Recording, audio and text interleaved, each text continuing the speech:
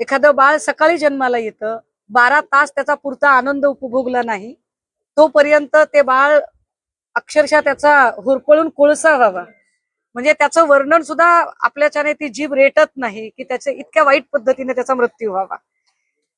आणि म्हणून शिवसेना उद्धव बाळासाहेब ठाकरे पक्षाच्या वतीने पक्षप्रमुख सन्मान्य उद्धव साहेबांनी या संपूर्ण घटनेची माहिती घेण्यासाठी म्हणून पक्षाच्या वतीने जी टीम पाठवली होती, ज्याच्यामध्ये सन्माननीय आमदार नितीन बापू देशमुख, आमदार गजानन भाऊ लवटे आणि मी आणि आमचे सगळे पदाधिकारी ते उपस्थित आहेत.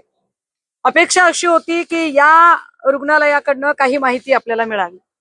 हे फार विशेष आहे की नेमकं आजच इथे मुंबईवरून जी काही चौकशी समिती वगैरे सो कॉल्ड आलेली आहे ती सकाळपासून आलेली आहे असं सांगितलं जाते. तुम्ही माध्यम समोर आहात आणि मागच्या 2-2.5 तासांपासून आम्ही त्या चौकशी समितीतले अधिकारी नेमके कुठे आहेत ते शोधतोय आणि ते अधिकारी काही आम्हाला अजून दिसत नाहीयेत. सापडतील, कुठेतरी मिस्टर इंडिया झाले असतील, सापडतील ते. या सगळ्यांमध्ये जो महत्वाचा मुद्दा होता की व्हेंटिलेटरचं ऑडिट झालेलं होतं का. मला अजूनही त्यांना मगाचपासून स्ट्रक्चरल स्टेबिलिटी सर्टिफिकेट मागते जे मला मिळालेलं नाही. मी त्यांना इलेक्ट्रिकल ऑडिट मागते जे मला मिळालेलं नाही. व्हेंटिलेटरचं ऑडिट होतं का तर त्यावर MS चा चार्ज इथे CS यांच्याकडे आहे. मुळात या हॉस्पिटलला MS ची जागाच भरलेली नाही, हे फार वाईट आहे. MS चा चार्ज CS कडे आहे. CS यांना विचारल्यावर ते म्हणतायत की मी वारंवार पत्र दिलेली आहेत.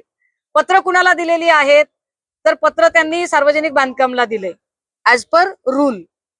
सार्वजनिक बांधकाम विभागाला दिलेलं पत्र आमदार नितीन बापू देशमुख यांनी आता तपासून बघितलं.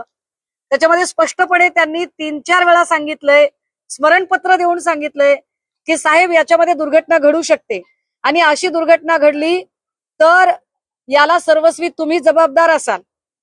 याच्यामध्ये सगळ्या प्रिंट आणि डिजिटल माध्यमांच्या इलेक्ट्रॉनिकच्या सगळ्या पत्रकारांनी कृपया हे लक्षात घ्यावं की व्हेंटिलेटरची स्थिती खराब आहे, या संबंधाने त्याचं ऑडिट करून घ्या. याची 5 पत्र पालिका आयुक्तांनी दिली आहेत. त्याच्यावर स्मरणपत्र MS चा चार्ज घेणारे CS असणारे राऊत यांनी बांधकाम विभागाला दिलं आणि बांधकाम विभागाला सांगितलं की दुर्घटना घडल्यास तुम्ही जबाबदार असाल. याचा स्पष्ट अर्थ हा आहे की दुर्घटना घडू शकते हे CS ना कल्पना होती. याचा पहिला अर्थ हा आहे की दुर्घटना घडू शकते हे CS ना माहित होतं. आणि दुसरा अर्थ हा आहे की जर दुर्घटना घडू शकते हे तुम्हाला माहित होतं तर मग अशा ठिकाणी तुम्ही बाळ का ठेवली, तुम्ही त्या नवजात अर्भकांना तिथे ठेवण्याची रिस्क का घेतली, का तुमच्यावर सदोष मनुष्यवधाचा गुन्हा दाखल केला जाऊ नये. एक.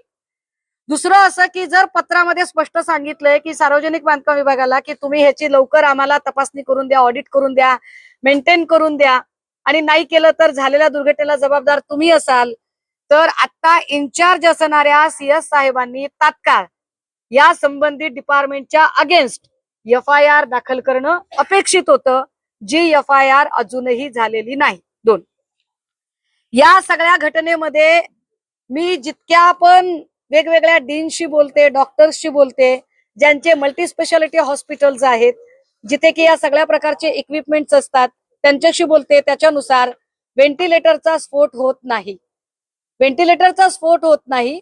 महत्वाचं, शिल्लर कंपनी ही त्यातली त्यात चांगली कंपनी आहे असं सगळे सांगतात. जर हे असं असेल तर मग स्फोट का झाला तर त्याचं कारण जे दिसतं ते अतिशय म्हणजे काय म्हणता येईल की लोकल पद्धतीने केलेली वायरिंग, लोकलच्या ठेकेदारांकडून करून घेतलेलं काम, म्हणजे निविदेवर काम लाखो रुपयांचं दाखवायचं आणि तेच काम काही हजारांमध्ये उरकायचं, या पद्धतीने केलेलं काम. पण यावर आता CS साहेबांशी बोलल्यावर त्यांचं असं म्हणणं आहे की संबंधित काम, मी आपल्याला आठवण करून दिली पाहिजे की 9 मे 2021 ला भंडाऱ्यामध्ये जी दुर्घटना झाली होती अशाच पद्धतीची, ज्याच्यामध्ये 17 बालकं होती, 10 बालकांचा मृत्यू झाला होता, त्यावेळी तिथे तात्काळ घटना कळल्यानंतर तत्कालीन मुख्यमंत्री सन्मान्य उद्धव साहेब त्या ठिकाणी पोहोचले. नुसते पोहोचले नाही, जाग्यावर 4 अधिकाऱ्यांना तात्काळ डिसमिस केलं गेलं, पदच्युत केलं गेलं त्या 4 जणांना. इथे मुख्यमंत्री तर सोडाच सोडा, पण ज्यांना मुख्यमंत्री पदाचे डोहाळे लागलेले आहेत, असे गुडघ्याला बाशिंग बांधलेले भावी मुख्यमंत्री श्रीयुत बावनकुळे इकडे फिरकलेच नाहीत, हे किती विशेष आहे. बावनकुळे यांनी डीपीडीसीच्या बैठका घेणं अपेक्षित आहे. त्या डीपीडीसीच्या बैठकीमध्ये यांनी प्रस्ताव ठेवणं अपेक्षित आहे. CS राऊत यांचं म्हणणं आहे की आम्ही प्रस्ताव ठेवलाय आणि वारंवार ठेवलाय, पण त्या प्रस्तावाच्या साठी ज्या आवश्यक पुढच्या तरतुदी आहेत, पूर्तता आहेत, त्या पालकमंत्री म्हणून श्रीयुत बावनकुळे यांनी करणं अपेक्षित आहे, पण ते त्यांनी केलंच नाही. कदाचित इकडे आल्यावर त्यांना ह्या सगळ्या कामांच्या पेक्षा त्यांच्या पक्षातले तोडणे फोडणे, अधूनमधून काय कशिनो बिशिनो जे काय असेल ते, त्या कामांमधनं वेळ मिळाला नसेल. पण या सगळ्या हलगर्जीपणामुळे लेकरांच्या जीवाशी जो खेळ झालाय, मी त्यांना मागितलेल्या डॉक्युमेंटमध्ये रेन हार्वेस्टिंग सर्टिफिकेट नाही मिळालेलं, इलेक्ट्रिकल सेफ्टी सर्टिफिकेट नाही मिळालेलं, याच्यातलं स्ट्रक्चरल स्टेबिलिटी सर्टिफिकेट नाही मिळालेलं, ऑडिट का होऊ शकलं नाही याची कारणं अजूनही समाधानकारक मिळालेली नाहीत. चौकशी समितीच्या आयुक्तांची 2 आमदारांच्या सह पक्षाचे सगळे पदाधिकारी आणि आम्ही सगळी माणसं मागच्या 3 तासापासून आपल्या सगळ्यांच्या समोर त्यांना फोन करतोय आणि त्यांची वाट बघतोय. त्यांचा पत्ता नाहीये. सगळ्यात गमतीदार गोष्ट, ही सगळी कागदपत्र दाखवणारे जे क्लिरिकल मधले श्रीयुत राजेश जे आहेत, यांच्यावर ऑलरेडी लाचलुचपत प्रतिबंधक विभागाची कारवाई झालेली आहे. एखाद्यावर जेव्हा एसीबी ट्रॅप करतं, तेव्हा ट्रॅप ज्या ठिकाणी केलेला आहे तिथून वेगळ्या जिल्ह्यामध्ये त्याला जर नव्याने ड्युटी द्यायची असेल तर वेगळ्या जिल्ह्यात द्यावी लागते. परंतु या जे क्लिरिकल मधले आहेत महाशय, यांना इरविन मध्ये ट्रॅप केलंय महज 1000 रुपयांच्यासाठी. का नाही, 1000 रुपयांच्या वरच आहे. ह्याचं सर्टिफिकेट देतो आणि त्याचं सर्टिफिकेट देतो. इरविन मध्ये यांना ट्रॅप केलंय आणि 500 मीटर अंतर सुद्धा नाहीये, इथे लगेचच त्यांना डफरीन मध्ये पोस्टिंग मिळाले. हे कुठले राजकीय आशीर्वाद असतात? असं कोण करतं?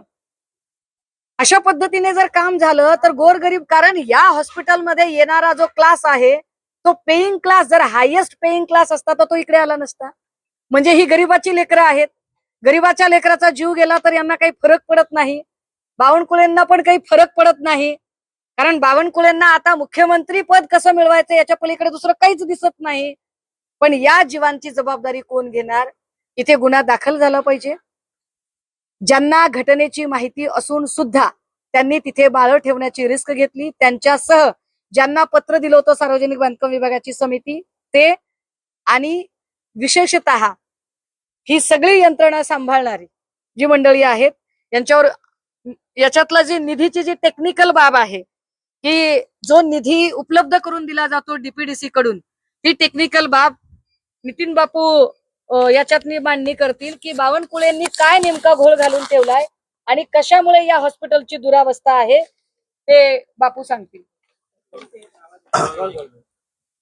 जिल्हा नियोजन समितीमधून प्रत्येक वेगळ्या विभागाला त्याच्या हेडवर तरतूद केल्या जाते. तशी ह्या विभागाला म्हणजे आपल्या श्री रुग्णालयाला जवळपास 9 कोटीची तरतूद, 9 कोटीची तरतूद म्हणजे नियत्व. दरवर्षी प्रत्येक विभागाचं नियत्व ठरलेले असते, त्याच्यात कमी जास्त होते. मग 9 कोटीचं नियत्व या श्री रुग्णालयाला देण्यात आलं आणि यांनी जवळपास नियमानं 9 कोटीचे असले तर 1.5 प्रस्ताव डीपीडीसीला जिल्हाधिकाऱ्याकडे सादर करावे लागतात. त्या 1.5च्या प्रमा काढणं जिल्हाधिकाऱ्यांचं आणि पालकमंत्र्यांचं कर्तव्य असते. पण जवळपास यांच्या सांगण्यावरून मला वाटते 4 महिने झाले. किती महिने झाले? 4 महिने झाले यांनी ह्या विभागाच्या प्रस्ताव पालकमंत्र्याकडे आणि जिल्हाधिकाऱ्यांकडे यांनी सादर केले. परंतु ऑगस्ट महिना झाला आणि सप्टेंबर महिना लागला आणि सप्टेंबर महिना लागून सुद्धा जिल्हा नियोजन समितीनं पालकमंत्र्यांनी आणि जिल्हाधिकाऱ्यांनी अद्यापर्यंत यांना निधी वितरित केला नाही. प्रमा यांनी काढल्या. प्रमा म्हणजे यांनी जो प्रस्ताव पाठवला त्याच प्रमा समजा लागतात, त्याच्यात फेरबदल नाही करू शकत पालकमंत्री. विभागानं जे प्रस्ताव सादर केले त्याच्याच प्रमा नियमानं पालकमंत्र्याला काढा लागतात. परंतु त्या प्रस्तावावर अद्यापर्यंत त्यांच्या प्रमा काढल्या नाहीत. हा सप्टेंबर महिना आहे. नियमानुसार 1 वर्षाचा कालावधी असतो पैसा खर्च करायला. म्हणजे सप्टेंबर आता 4-5 महिने राहिले, 5 महिने राहिले. 5-6 महिन्यात मार्च एंडिंगच्या पहिल्या हा निधी खर्च करावा लागते. पद कसं मिळवायचं याच्या पलीकडे दुसरं काहीच दिसत नाही. पण या जीवांची जबाबदारी कोण घेणार? इथे गुन्हा दाखल झाला पाहिजे. ज्यांना घटनेची माहिती असून सुद्धा त्यांनी तिथे बाळं ठेवण्याची रिस्क घेतली, त्यांच्यासह ज्यांना पत्र दिलं होतं सार्वजनिक बांधकाम विभागाची समिती ते, आणि विशेषतः ही सगळी यंत्रणा सांभाळणारी जी मंडळी आहेत यांच्यावर, याच्यातला जी निधीची जी टेक्निकल बाब आहे की जो निधी उपलब्ध करून दिला जातो डीपीडीसी कडून, ती टेक्निकल बाब नितीन बापू याच्यातनी मांडणी करतील की बावनकुळेंनी काय नेमका घोळ घालून ठेवलाय आणि कशामुळे या हॉस्पिटलची दुरावस्था आहे ते बापू सांगतील. जिल्हा नियोजन समितीमधून प्रत्येक वेगळ्या विभागाला त्याच्या हेडवर तरतूद केल्या जाते. तशी ह्या विभागाला म्हणजे आपल्या श्री रुग्णालयाला जवळपास 9 कोटीची तरतूद, 9 कोटीची तरतूद म्हणजे नियत्व. दरवर्षी प्रत्येक विभागाचं नियत्व ठरलेले असते, त्याच्यात कमी जास्त होते.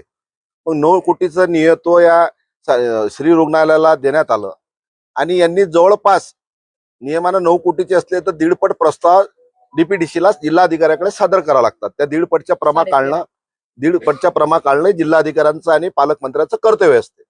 पण जवळपास यांच्या सांगण्यावरून मला वाटते 4 महिने झाले. किती महिने झाले? 4 महिने झाले यांनी ह्या विभागाच्या प्रस्ताव पालकमंत्र्याकडे आणि जिल्हाधिकाऱ्यांकडे यांनी सादर केले. परंतु ऑगस्ट महिना झाला आणि सप्टेंबर महिना लागला आणि सप्टेंबर महिना लागून सुद्धा जिल्हा नियोजन समितीनं पालकमंत्र्यांनी आणि जिल्हाधिकाऱ्यांनी अद्यापर्यंत यांना निधी वितरित केला नाही. प्रमा यांनी काढल्या. प्रमा म्हणजे यांनी जो प्रस्ताव पाठवला त्याच प्रमा समजा लागतात, त्याच्यात फेरबदल नाही करू शकत पालकमंत्री. विभागानं जे प्रस्ताव सादर केले त्याच्याच प्रमा नियमानं पालकमंत्र्याला काढा लागतात. परंतु त्या प्रस्तावावर अद्यापर्यंत त्यांच्या प्रमा काढल्या नाहीत. हा सप्टेंबर महिना आहे. नियमानुसार 1 वर्षाचा कालावधी असतो पैसा खर्च करायला. म्हणजे सप्टेंबर आता 4-5 महिने राहिले, 5 महिने राहिले. 5-6 महिन्यात मार्च एंडिंगच्या पहिल्या हा निधी खर्च करावा लागते. मग अद्यापर्यंत निधी प्रमा काढल्या नाही, निधी वितरित झाला नाही. टेंडर कॉल कधी करतील, कामं कधी करतील, अनैन वेळेवर मार्च एंडिंगला कागदोपत्री विभागाचे पैसे काढतात. पालकमंत्र्यांनी जिल्ह्याचे नियोजन समितीचे पालकमंत्री अध्यक्ष अद्यापर्यंत हा निधी जो वितरित केला नाही, याला सर्वस्वी जबाबदारी पालकमंत्री आहेत.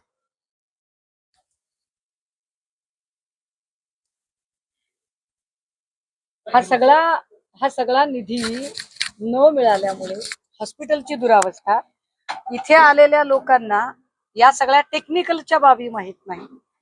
विशेष म्हणजे जिथं स्प्रिंकलर काम करत नाही, एखाद्या घटनेत नुसता धूर जरी निघायला लागला तर अलार्म वाजतो, पण असा कुठलाही फायर ब्रिगेडचा अलार्म या प्रकरणात वाजला नाही. स्प्रिंकलर अलार्मच चालू नाहीये, स्प्रिंकलर सक्रियच नव्हता. याच्यातल्या जे काही NICU सारख्या ऑक्सिजन समृद्ध वातावरणात उपकरणांची सुरक्षा तपासणी नियमित करणं, ही तपासणी अजिबात नियमित झालेली नाही. हे सगळं जर बघितलं आणि विशेष म्हणजे 2021च्या घटनेनंतर तत्कालीन मुख्यमंत्री सन्माननीय उद्धव साहेबांनी जी डॉक्टर संजीव कुमार यांच्या अध्यक्षतेखाली समिती नेमली होती आणि त्या समितीने ज्या गाईडलाईन दिल्या होत्या, मला वाटतं 2 दिवसापूर्वी माजी गृहमंत्री अनिल देशमुख साहेबांनी सुद्धा पत्रकार परिषद घेऊन या समितीचा उल्लेख केला होता. आणि या समितीच्या शिफारशी जर लागू झाल्या असत्या किंवा त्याचं जर काटेकोर अंमलबजावणी झाली असती तर कदाचित ही दुर्घटना टळली असती.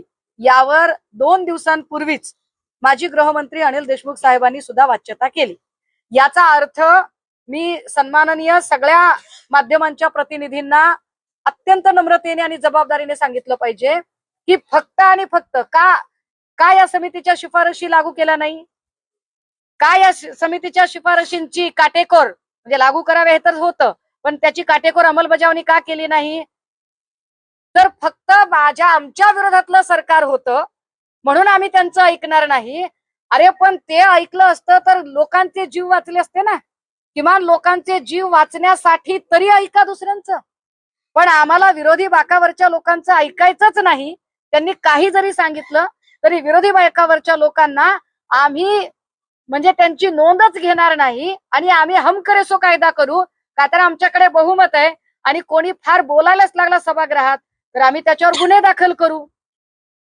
ही जी मगरुरी आहे, ही मगरुरी जशी मुख्यमंत्र्यांमध्ये आहे तशी या जिल्ह्याचा पालकमंत्री असणाऱ्या बावनकुळे यांच्यामध्येही आहे. बावनकुळेंचा अतिशय गलथान कारभार पालकमंत्री म्हणून, म्हणजे मला आधी असं वाटत होतं की फक्त गृहमंत्रीच निष्काम असतात का, तर नाही, इथे तर पालकमंत्री पण काहीच काम करत नाहीत. आणि पालकमंत्र्यांनी जर तात्काळ जर लक्ष घातलं असतं आणि या हॉस्पिटलसाठी आवश्यक असणाऱ्या सुविधा जर इथे दिल्या गेल्या असत्या तर कदाचित आज या हॉस्पिटलमध्ये या बाळांचा जीव गेला नसता. पालकमंत्र्यांनी या सगळ्यांच्या पलीकडे जाऊन बाप म्हणून विचार करावा. पुन्हा पुन्हा म्हणते मी आई म्हणून बोलते, ते त्यांना सुद्धा मुलं आहेत, त्यांनी बाप म्हणून विचार करावा की ज्याचं लेकरू जातं त्याचं काळीज काय म्हणत असेल. आणि कुठल्याही समितीपेक्षा, समितीच्या शिफारशीपेक्षा, कायद्याने केलेल्या कलमांपेक्षा सुद्धा ज्यांची बाळं गेली आहेत त्यांच्या आईबापांनी फोडलेला टाहो आणि त्यांच्या काळजातनं निघालेला शाप, तो तळतळाट तुम्हाला सुखानं राज्य करू देणार नाही. तो तळतळाट लागेल या सगळ्या लोकांना ज्यांनी ज्यांनी याच्यात हलगर्जीपणा केलेला आहे. जी समिती नेमण्यात आलेली आहे